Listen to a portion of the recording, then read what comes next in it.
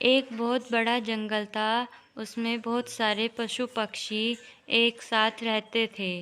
वो एक साथ मित्रता में रहते थे और नए नए खेल खेलते थे, नए नए करतब करते थे। उन सभी में एक गहरी मित्रता थी। सब ऐसे ही हंसी खुशी अपने दिन गुजार रहे थे। परंतु एक दिन उस जंगल में एक बहुत बड़ा शिकारी घोड़े पर बैठकर आया और उसने जंगल में छानबीन शुरू करी। उसने अपनी दूरबीन से देखा और पूरे जंगल के पशु पक्षी देख लिए। फिर उसने अपने हथियारों से पूरे जंगल में शिकार करना शुरू करा। यह देखते ही सारे पशु पक्षी परेशान हो गए और अपनी जान बचाने के लिए इधर उधर भागने लगे और कुछ पक्षी उड़ने लगे। बिल्ली जैसे अपनी जान बचाकर भागने लगी, चील उड़ गई, सब इधर उधर भागने लगे और भाग दौड़ मच गई। यह देखते ही देखते कुछ पक्षियों ने अपने कुछ साथियों को अपनी पीठ पर बिठाकर अपने पंजों से पकड़कर दूसरे जंगल की ओर भागने लगे। सब एक दूसरे की ऐसे ही मदद कर रहे थे और अपनी अपनी जान बचाकर भाग रहे थे।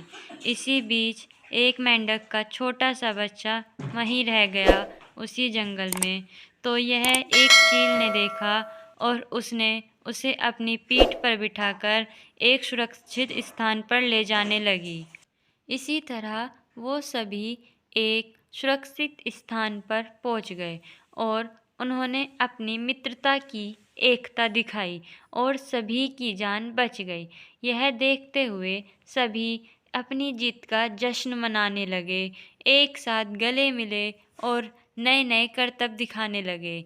उस खुशी को अलग ही तरह से मनाने लगे। सभी पशु पक्षी अपनी सुरक्षित और अपने आप को जीवित देखकर हंसते नाचते गाते इधर उधर इठलाते फिर रहे थे।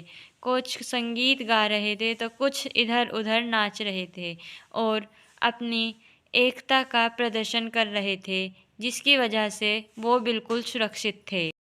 तो इस कहानी से हमें यह शिक्षा मिलती है कि एकता में बल है। मतलब हम एक साथ मिलकर हर समस्या को हल कर सकते हैं। इसीलिए हमें एक साथ मिलजुल कर रहना चाहिए ताकि आगे कोई समस्या आए तो हम इसी तरह एक साथ मिलकर उसे आराम आराम से सारी समस्याओं को पार कर सकें।